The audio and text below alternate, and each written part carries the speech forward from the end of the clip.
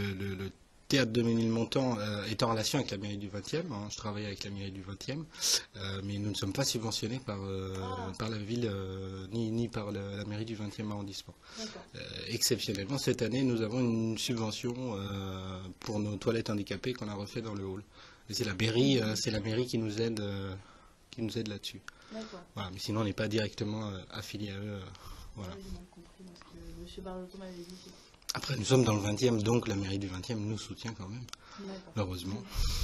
Donc, justement, M. Bargeton, l'élu à la culture, nous a parlé d'un lien fort qu'il y avait avec le théâtre de Ménilmontant en ce moment. Plusieurs actions. Tout à fait, oui. Je travaillais beaucoup avec Julien Bargeton, notamment sur pas mal d'événements, comme le Noël de toutes les couleurs. Voilà, ça fait partie des actions de la mairie du 20e en tout cas. Il y a aussi le Grand Slam que je reçois chez moi. Donc ça, c'est des événements auxquels je mets le théâtre de Ménilmontant à titre gracieux. C'est-à-dire je prête ma salle pour ces événements-là. Et ce sont des événements organisés entre autres par la mairie du 20e. Donc voilà, c'est avec ça qu'on travaille là-dessus ensemble. Donc nous aidons ces lieux à communiquer. On le met leur programme sur notre site internet, sur notre gazette municipale qui est distribuée sur papier. On les aide aussi à s'orienter dans le tissu local. Vous êtes en relation permanente avec chaque théâtre et comment ça se passe concrètement? Est-ce que vous avez un rendez-vous par mois avec le directeur du théâtre? Non, c'est pas aussi fréquent. D'abord, moi, je vais voir beaucoup ce qu'ils font. Donc, je les vois essentiellement sur place quand je vais voir des pièces. D'accord. Et donc, c'est l'occasion pour moi d'échanger avec eux régulièrement. Ce qui fait que je les vois chacun plusieurs fois dans l'année. Donc, ça, c'est un échange très important. D'abord parce que ça me permet de voir la programmation, de prendre un peu le pouls, et puis c'est bien d'être sur place. Bon. Et puis ensuite on les voit, ça dépend, la colline, on arrive à se voir dans ce bureau une fois par an avec l'équipe de communication, pas forcément avec le directeur, mais avec son équipe, etc. pour essayer voilà, de voir ce qu'on peut faire dans l'année. Et à peu près pareil avec chaque théâtre. Hein. Je les vois 1 à 2 fois par an, ici dans le bureau. Un peu plus le théâtre de Ménilmontant, quand on les a aidés, il a fallu plusieurs réunions, donc là je les ai vus beaucoup à un moment.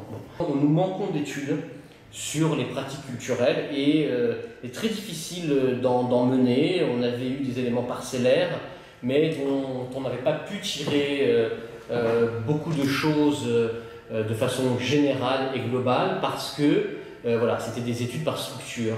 Et qui sont pour ça, on a mené une action particulière qui était le théâtre c'est la classe. Donc le théâtre c'est la classe, ça consiste à inviter tous les élèves de CM2 au théâtre. Une fois dans l'année, comme ça on est sûr que tous les élèves de CM2 du 20e sont allés au théâtre au moins une fois, mais surtout au-delà de l'invitation au théâtre, c'est un travail de préparation avant la pièce et ensuite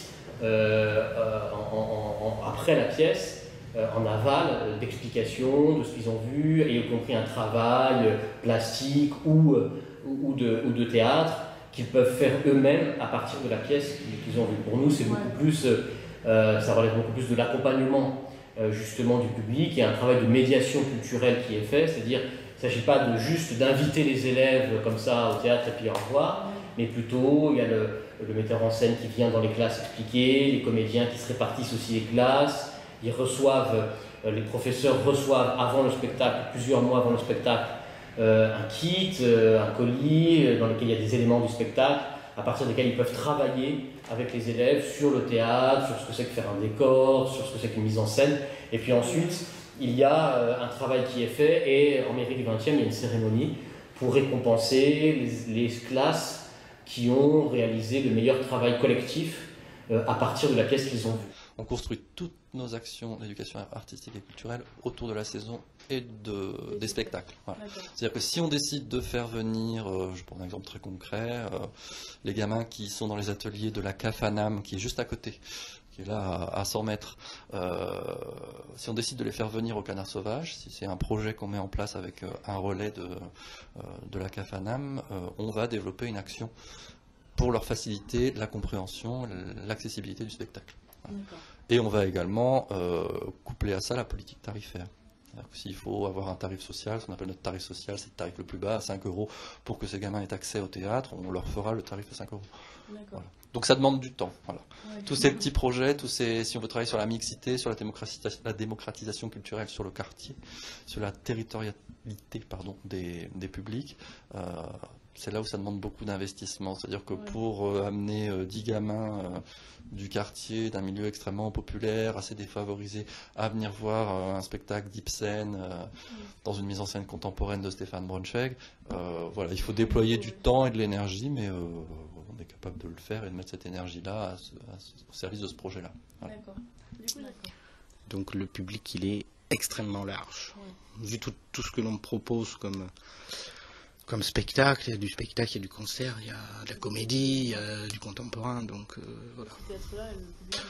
Toujours dans le 20e, vu qu'on est situé dans le 20e, et après ça s'élargit, on a, selon les spectacles, on peut aller chercher notre public beaucoup plus loin. La Passion à Ménilmontant, ça draine un public de toute la France, donc c'est des cars entiers qui font le voyage pour venir nous voir.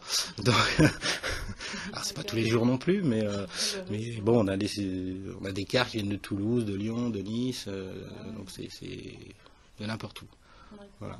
Même de Belgique. Ici, de par notre programmation, la mission ici, c'est la promotion des écritures contemporaines, des nouvelles formes de mise en scène.